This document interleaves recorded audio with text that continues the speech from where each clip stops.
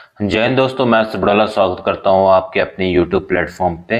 तो Israel, Gaza और Lebanon, इन तीनों कंट्री के बीच में आपस में लड़ाई चल रही है। तो काफ़ी लंबे टाइम से ये लड़ाई चल रही है। ऑलमोस्ट पिछले साल अक्टूबर 7 अक्टूबर से लड़ाई स्टार्ट हुई थी। ऑलमोस्ट एक साल हो गया है और इजराइल ने पूरे के पूरे 50,000 से 60,000 के लोग यहाँ पे मृत्यु हो चुकी है। पहले गाज़ा के साथ लड़ाई हुई और गाज़ा में को पुणे के पुणे जहाँ पे फ़िलिस्तीन है, वहाँ पे आज के टाइम फ़िलिस्तीन की हालत बहुत ज़्यादा ख़राब है। उसके बाद हिजबुल्लाह के साथ, जो कि लेबनान में लोकेटेड है, उसके साथ लड़ाई हुई और हिजबुल्लाह की भी आज के डेट में हालत ख़राब कर दी है इजराइल ने। और इजराइल को जो है, जो इन सब कंट्री के पीछे जो रीजन है वो है ईरान, और ईरान की खुद की हालत ख़राब हो रखी है। तो ईरान इन जो हिजबुल्लाह है और फ़लस्तीन को सपोर्ट कर रहा है, और पूरे के पूरे मुस्लिम वर्ल्ड जो है इनको सपोर्ट करने में लगा हुआ है, इनडायरेक्टली डायरेक्टली किसी भी तरह, बहुत सारी तरह से इनको सपोर्ट कर रहा है। लेकिन एक कंट्री जो है वो बिल्कुल चुपचाप बैठी हुई है, उनको कोई फ़र्क नहीं पड़ता लेबनान में क्या हो रहा है, फ़िलिस्तीन में क्या हो रहा है। वो है सऊदी अरेबिया। सऊदी अरेबिया जो है वो बिल्कुल ही चुप बैठा हुआ है और कुछ मतलब नहीं है उन्हें कि फ़लस्तीन में क्या हो रहा है। और उसके पीछे रीज़न बहुत सिंपल है कि सऊदी अरेबिया को पता है कि डेवलपमेंट की इम्पोर्टेंस क्या होती है और अपनी कंट्री पे किस तरह से फोकस किया जाता है। तो सऊदी अरेबिया अपनी कंट्री पे फोकस कर रहा है। सऊदी अरेबिया को पता है कि अगर वर्ल्ड लीडर बनना है तो लड़ाई जीत के वर्ल्ड लीडर नहीं बनाया जा सकता है।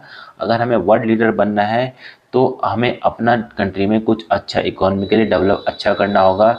इकोनॉमिकली हमें साइंटिफिक रिसर्च करनी होगी। सोसाइटी हमारी बहुत ज़्यादा कंजर्वेटिव है, उसको हमें लिबरल बनाना होगा।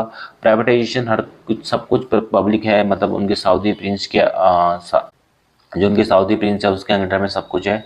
तो उस सबको प्राइवेटाइज करना होगा, प्राइवेट इंडस्ट्री को बूम करना होगा। वहाँ पे एक उनकी प्रोजेक्ट चल रहा है, प्रोजेक्ट 2030। तो उसको प्रोजेक्ट का नाम है नियोन प्रोजेक्ट। तो उस नियोन प्रोजेक्ट में सऊदी प्रिंस जो है सलमान जो है, उन्होंने बहुत ज़्यादा उसमें इन्वेस्टमेंट करा हुआ है। तो उस इन्वेस्टमेंट की वजह से सऊदी अरेबिया जो है एक फ्यूचर में बहुत बड़ा वर्ल्ड लीडर बनने वाला है। तो इसलिए सऊदी अरेबिया चाहता है कि रीजन में स्टेबिलिटी बनी रहे, और वो नहीं चाहता कि फालतू में इजराइल जैसी कंट्री जो ऑलरेडी टेक्नोलॉजिकली बहुत ज़्यादा एडवांस है उसके साथ दुश्मनी पाले। क्योंकि सऊदी अरेबिया इजराइल के साथ दुश्मनी पाल सकता है, लेकिन सऊदी अरेबिया अमेरिका के साथ दुश्मनी पालना अफोर्ड नहीं कर सकता है। क्योंकि आज के डेट में जो भी एक्टिविटी इकोनॉमिकली सऊदी अरेबिया बहुत अच्छी तरीके से डेवलप कर रहा है, उसके पीछे कहीं ना कहीं अमेरिका का बहुत बड़ा हाथ है। इजराइल अमेरिका ही है, तो इजराइल के साथ सऊदी अरेबिया जो है वार नहीं कर सकता। इसलिए सऊदी अरेबिया को बहुत पूरी दुनिया भर से, मुस्लिम वर्ल्ड से जो है क्रिटिसिज्म मिल रहा है। लेकिन सऊदी अरेबिया जो है वो बिल्कुल किसी की नहीं सुन रहा है। और सऊदी अरेबिया जो है अपनी लोगों की चिंता कर रहा है, अपनी कंट्री की चिंता कर रहा है, ना कि ईरान की तरह। अगर सऊदी अरेबिया भी सेम यही हरकतें करने लग जाएगा कि ईरान के साथ दुश्मनी पाल देगा, इजराइल के साथ दुश्मनी पाल देगा और दुनिया भर की कंट्री के साथ दुश्मनी पाल के बैठ जाएगा, और जितना भी पैसा है वो डेवलपमेंट करने की बजाय इन कंट्रियों पे, जो यहाँ पे प्रॉक्सीज जो हैं, हिजबुल्लाह हो गया, हमास हो गया, इनको फंड करने में लगा देगा। तो ये तो मरेंगे ही मरेंगे, लेकिन सऊदी अरेबिया भी इनके साथ मरेगा। जैसे कि आज हमने देखा है रसिया का क्या हाल हो रखा है और ईरान का क्या हाल हो रखा है।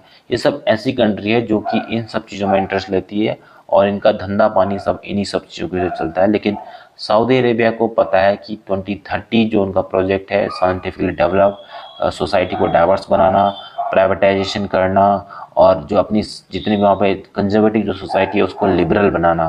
तो ये सब चीज़ों के ऊपर सऊदी अरेबिया, सऊदी प्रिंस जो है काम कर रहे हैं, और वहाँ की जो पॉपुलेशन है वो भी यही चाहती है।